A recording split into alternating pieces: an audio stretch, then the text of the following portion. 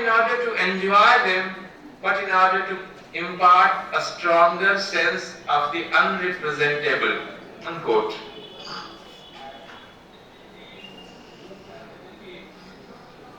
Then, some years later in 1989, David Harvey, in his book The Condition of Postmodernity, talked about late capitalism and the mode of production. Frederick Jameson came later and he, in his especially 3 books spanning over 2 decades, namely Marxism and Form, 1971, Late Capitalism, 1975, and The Political Unconscious in 1981, and also the famous essay, Postmodernism and Consumer Society, where he elaborated one more new aspect which has left a lasting influence on contemporary human society. If we look at this, 2 more writers, they come to my mind, who have influenced this thought process. Richard Rorty, again another American philosopher, who focused on the aspect of language and the inherent ambiguity in it in his book Philosophy and the Mirror of Nature. Then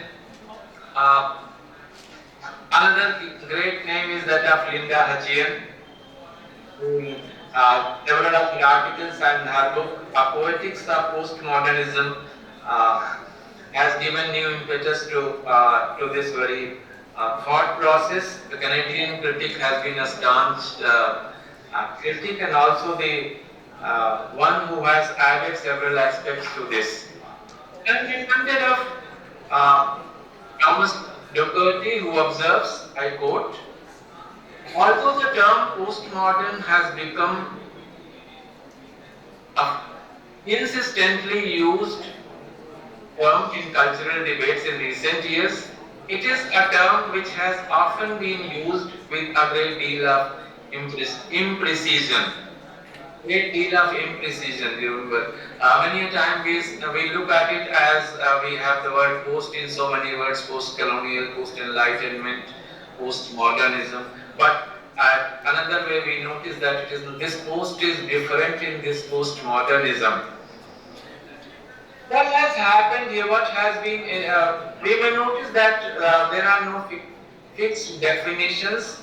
If we look for an acceptable definition of it, we may not find it. And perhaps therein lies the vastness of this very text, this very thought process. If we look at the characteristics, it is better to look at postmodernism in a way through which we can recognize it, so we can understand it, because it is to be understood through parts. So Jameson talks about the 5 symptoms of postmodernism. He says, waning of affect, challenging the foundational texts, nature of, you can say, many belief systems, questioning it. And this questioning of foundations suggests finding new ways of comprehending the world.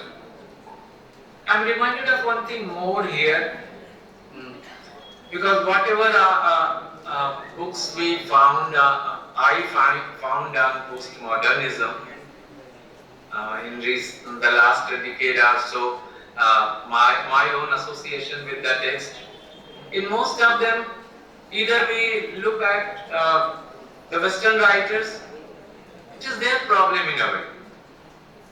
Yes, existentialism, yeah, we had it. But how had we dealt with that issue? How had we dealt with this kind of question? In our tradition, we have 6 schools of philosophy. 3 believing in something and 3 the non-believers, and making a balance. Okay, you find out some path for knowing your reality. That was there. Looking about the questions, the way, the most important characteristic of postmodernism is the questioning of the foundational institutions. So it suggests that there are new ways of comprehending the world. That kind of suggestion is given, and it has been elaborated on large scale with full books by different writers, some of them I refer to. The grand narrative implied totalizing everything within its purview, or looking at the whole through parts. So believing that somewhere the whole is there, either it was the Garden of Eden, or it was Vaikuntadam, or it was heaven. Somewhere it was there was some common source of language, and whatever we have, they all should intend to reach that. So the parts, through the parts, we want to achieve the whole, and which makes us conscious of being fragmented. So the fragment is not to be celebrated. The celebration comes with the unification of the individual with the system, or the part with the whole, or if I use the spiritual terminology, the small soul S with the capital soul, submerging one's identity. That was another kind of thing. The postmodern issues on the significance of the postmodernism focuses on the significance of parts, little narratives, fragments in culture, literature, and arts and media. There is another thing, the inability of language to accommodate reality completely. This very belief that language cannot, through language we cannot comprehend the complete reality. In our own tradition we had this kind of answer. Again, when I talk about my tradition, the purpose is not to just establish the supremacy of it, but the way an alternative mode of thinking had been there. It was not a dominant mode which suppressed others, but there was the availability of different kinds of modes and tools and thought processes through which one could find out the reality and the meaning in his or her life. The inability of language to accommodate reality completely. The reality is not universal, but can only be provisional. So valorize the provisional,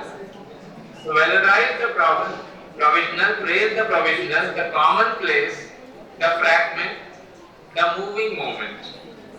As an Indian, I am bound to think about Gautam. You cannot bathe in the same water again. You cannot feel in the same moment again. So,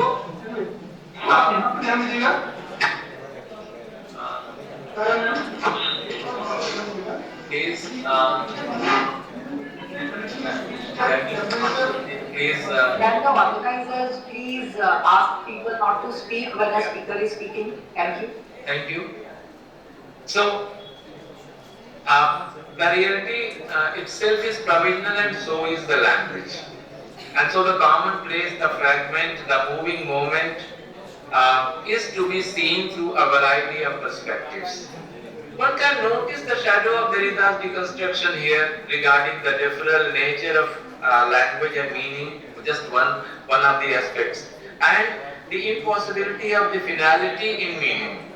How can we forget Gautam Buddha, whose worldview of addressing the issues faced by the individuals in his time? Again, my focus is not that it is his universal way of looking at it, or the universality that has been associated with him. Yes, that is not the issue. But saying this, that apadipo bhav, it is the individual who has to find out the way. The fragmented person can find out his or her meaning for him. One may get it or not. So that is one thing. Then the concept of self-reflexivity. We can find this in Rushdie's novels, especially Midnight Children or Jean Paul's text, The French Lieutenant's Woman, where we find the tendency to interrogate the self. Interrogating the self makes me again think of the Upanishads. The very word Upanishad, sit together. We are sitting here on a different platform. Some people are physically present there in Gorakhpur, and maybe at one or two other places as well, and all those who are sitting alone, they become part through this very virtual mode. So this Upanishad, our Upanishads, provided us very option of ask questions. We have been a questioning culture. Questions had never been stopped in our culture because it is important to remember that if the question is good, if the question carries weight, it doesn't matter whether we get the answer or not. Whether the person who has to answer is able to satisfy us or not. The important thing is, if you ask a question, a genuine one may, postmodernism will say, where does this genuineness lie? That's another issue. But yes, finding the proper question, even if the answer is not there, someday the answer will come. That was one kind of belief, one may say, that is also part of the larger grand narrative. One may say so, but the way the celebration of the fragmented, the celebration of the individual, the celebration of the small organism has been there. In fact, I am reminded of one of the Upanishads, which is known as Prashnopanishad. I am reminded of the way the Natya Shastra is written. 5 basic questions, and in the answer of those basic questions, the whole text has been written. So, asking questions may have different goals. Am I asking for the question's sake? Am I asking to share some knowledge? Am I asking to gain some